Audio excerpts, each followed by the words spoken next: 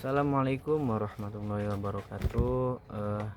Bismillahirrahmanirrahim. Alhamdulillahirrabbilalamin. Wassalatu wassalamu ala asrofil anbiya'i wal mursalin Sayyidina wa maulana Muhammadi wa ala alihi wa sahbihi ajma'in, amma ba'du. Pertama-tama, yang paling utama, marilah kita panjatkan puja dan puji syukur atas kehadiran Allah Subhanahu wa taala. Karenanya semoga kita masih bisa diberikan kesehatan, umur yang panjang, dan dilancarkan rezekinya.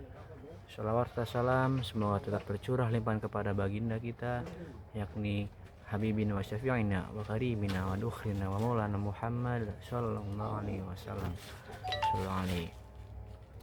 Baik, langsung saja. Saya Muhammad Nabil Faid, dengan NIM 2313338 dari kelas KPI 4A. Nah, ini adalah video learning journal ke-7 saya atas mata kuliah peminatan public speaking. Nah, yang dimana pada pertemuan minggu kemarin itu presentasi dilakukan oleh kelompok 5, dan sebelum presentasi dimulai seperti biasa, Bapak Adi itu menunjuk 3 orang kepada public speaker untuk berpublic speaking di depan kelas, yang dimana yang diantaranya itu yang pertama ada saudara Mutaji, kemudian yang kedua itu ada saudara Alisa, kemudian yang ketiga itu ada saudara Alia Gina, kurang lebih kalau tidak salah namanya. Nah, pada pertemuan kemarin itu kelompok 5 memberikan presentasinya yang cukup baik, yang sangat baik bisa dibilang, itu tentang yang judulnya dari gugup ke gagah, public speaking yang efektif dan berkesan. Langsung saja mungkin ya, untuk materi pertama itu tentang urgensi public speaking. Nah, urgensi public speaking itu yang pertama tentunya ada meningkatkan efektivitas komunikasi virtual, terus yang kedua itu kemampuan untuk memengaruhi dan menginspirasi para public pendengar kita atau pada audiens kita ya. Terus yang ketiga itu meningkatkan keterampilan komunikasi dalam tim. Jadi dalam sebuah tim ini diusahain memiliki komunikasi yang cukup bagus ya, antar sesama tim, antar sesama anggota gitu. Terus yang keempat itu adaptasi terhadap perubahan teknologi. Kemudian yang kelima itu meningkatkan kemampuan komunikasi. Terus yang keenam itu membangun kepercayaan diri. Kemudian yang ketujuh itu menyampaikan ide secara efektif. Kemudian yang terakhir atau yang kedelapan itu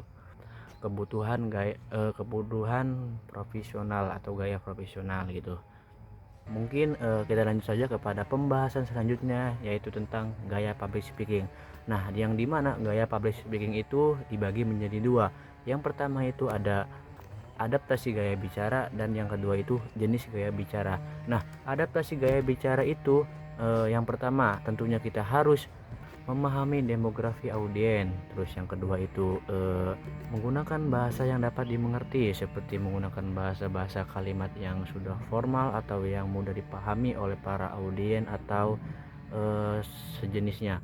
Kemudian yang ketiga itu mencocokkan gaya dengan minat audiens. Kemudian yang keempat itu kesesuaian tone dan mood ya. Kemudian yang kelima itu interaksi yang aktif, maksudnya interaksi antara public speaker dan audiens.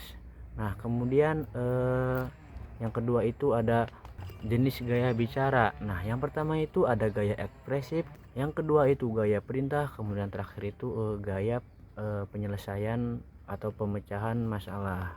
Nah, kemudian kita lanjut saja kepada materi selanjutnya atau materi yang ketiga, yaitu tentang strategi menghindari kesalahan bahasa dan gaya.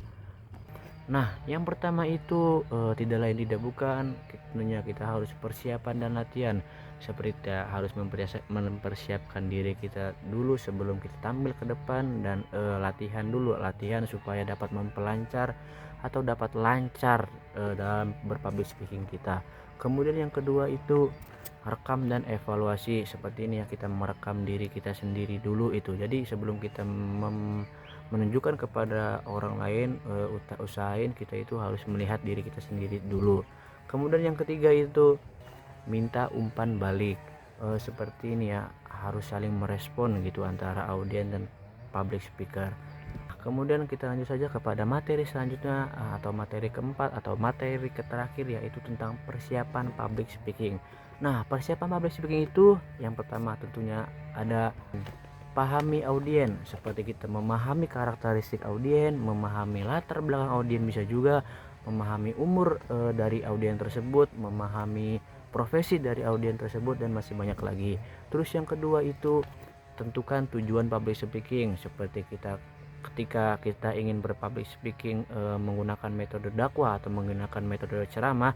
Nah, itu kan tujuan public speakingnya itu memberikan dakwah secara kepada masyarakat atau kepada audien, dan mengajak untuk berada di jalan kebenaran, itu simpelnya.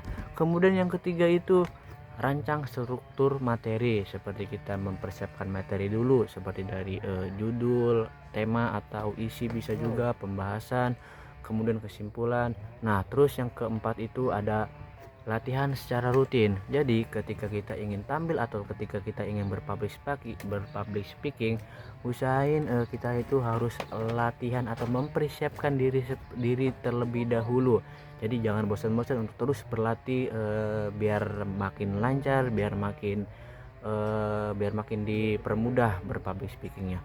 Kemudian yang kelima itu ada siapkan alat bantu, seperti ketika kita ingin berpublic speaking di dalam kelas contohnya, itu bisa menggunakan alat bantu seperti menampilkan PPT atau PowerPoint atau sejenisnya. Kemudian yang terakhir itu dari persiapan public speaking tentunya ada cek lokasi dan perlengkapan, seperti perlengkapan yang akan digunakan untuk membantu mempermudah berpublic speaking, bisa juga atau sejenisnya. Nah, itu tadi dari presentasi atau penyampaian materi dari kelompok 5. Nah, sehabis presentasi itu kemudian Bapak Adi itu memberikan kisi-kisi atau memberikan tugas tentang UTS, yang dimana pada tugas UTS tersebut kita itu disuruh membuat video 30 menit tentang public speaking. Entah itu videonya bagaimana, bisa ceramah, bisa podcast, bisa jadi MC, bisa atau sejenisnya. Dan diusahain itu ada audien yang mendengarkan. Nah, jumlah audien yang mendengarkan itu kata Bapak Adi itu minimal ada 3 orang ya. Tiga orang itu bebas dari latar belakangnya bagaimana, usianya berapa, tua atau muda, bebas, yang penting sejenis manusia katanya. Nah, mungkin cukup sekian materi video learning journal saya pada pertemuan yang ketujuh atau video yang ketujuh ini. Semoga bermanfaat. Sekian, maafkan saya. Wassalamualaikum warahmatullahi wabarakatuh.